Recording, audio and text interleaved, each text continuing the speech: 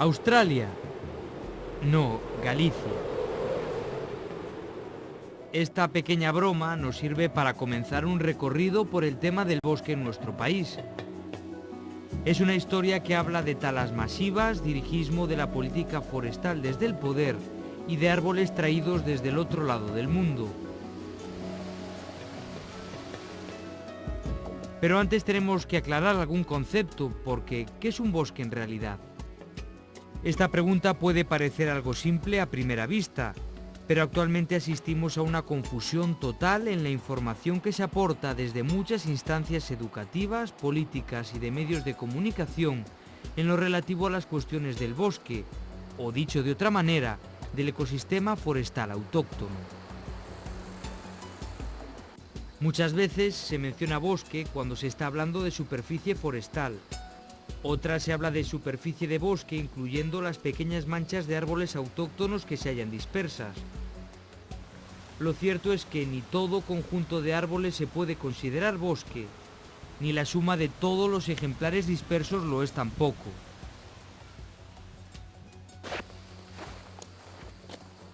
Estas y otras afirmaciones científicas de este tipo están llegando a nuestros escolares y población en general, con el peligro que siempre conlleva la desinformación. Para empezar, tendríamos que hablar del bosque autóctono que se desarrolló aquí a lo largo de la evolución y que por supuesto está en la Tierra desde mucho antes que el ser humano. En las montañas de Lugo y Ourense es donde tenemos más posibilidades de encontrar restos de lo que fue el ecosistema que cubrió el 90% del territorio de Galicia. Estos lugares u otros, como las fragas del Eume, se conservan no precisamente gracias al hombre, sino a pesar de él.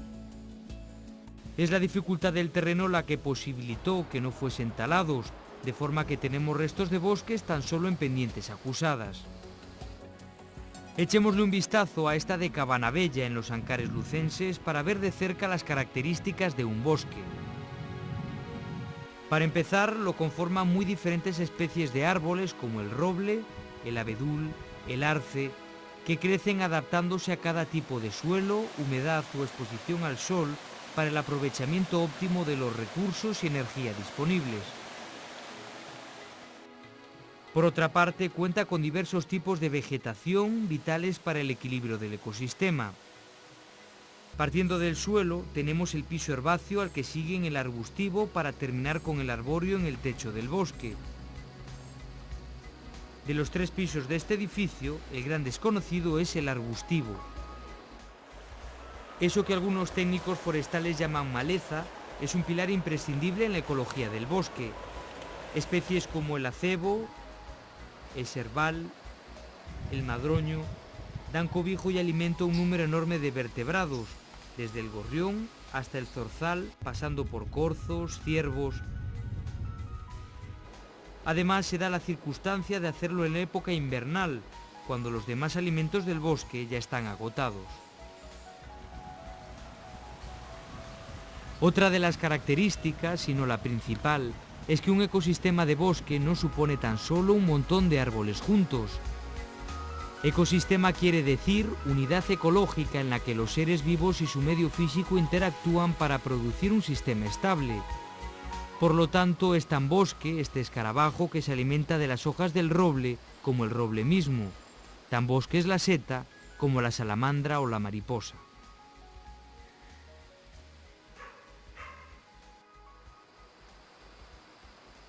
Por último, y no menos importante, está lo que podríamos llamar tamaño mínimo.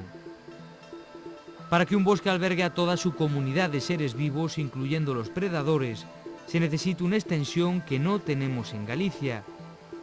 Y de ahí que en nuestro país no tengamos poblaciones estables de oso, urogallo y otros. Evidentemente, confundir esto con las repoblaciones forestales se puede comprender en un profano en la materia, pero no en un técnico y menos cuando éste tiene responsabilidades por trabajar en la administración pública.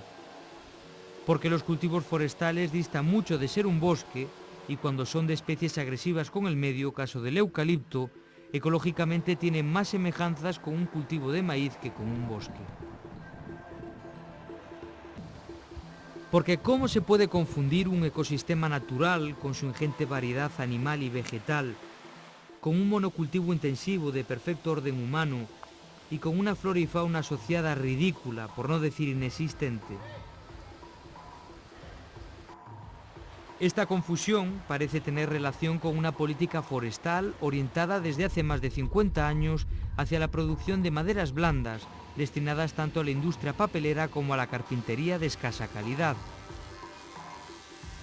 Desde la década de los años 40 del siglo pasado, las directrices gubernamentales en política forestal estuvieron encaminadas a la producción masiva de estas maderas y, para dar ejemplo, la administración comenzó expropiando los montes comunales de España, talando su vegetación autóctona, después aterrazando sus laderas con la ruptura del equilibrio del suelo y por último plantando eucaliptos o pinos. Aparte de las consideraciones ecológicas de esta barbarie, la efectividad de esta política en un porcentaje muy alto del país es la que estamos viendo. Efectivamente, una tercera parte de la superficie forestal de Galicia está sin árboles, con los graves perjuicios, no solo económicos, sino también ecológicos que esto conlleva. En la balanza de la eficacia nos vemos obligados a incluir también los incendios forestales, pues estas especies de plantación, con sus características favorecedoras del fuego, tienen su parte de responsabilidad en este fenómeno. Además, los problemas no acaban aquí.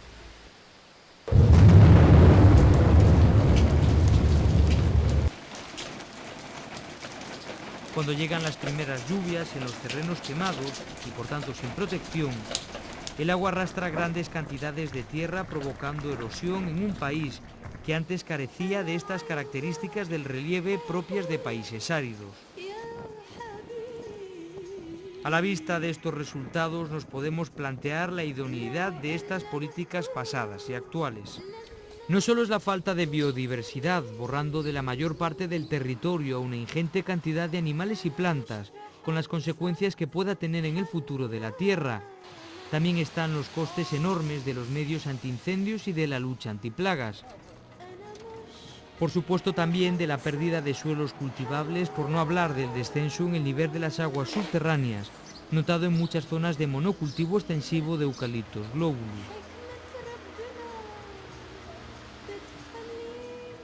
Creemos que puede haber otra política con la que se protejan y propaguen los bosques que no estén sujetos a explotación económica.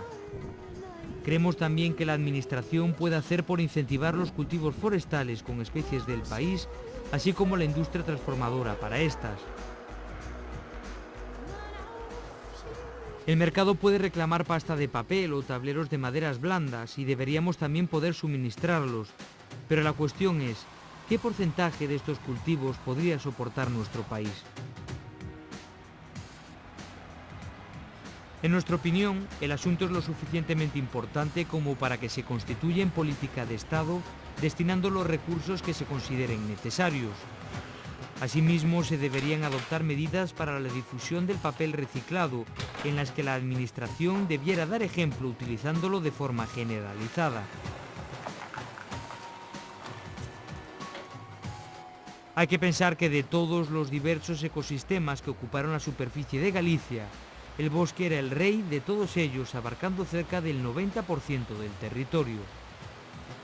Esto no quiere decir que fuese más importante que, por poner un ejemplo, una duna o un ecosistema acuático, pero lo que refleja es que la clave de nuestra biodiversidad radica mayoritariamente en el ecosistema del bosque.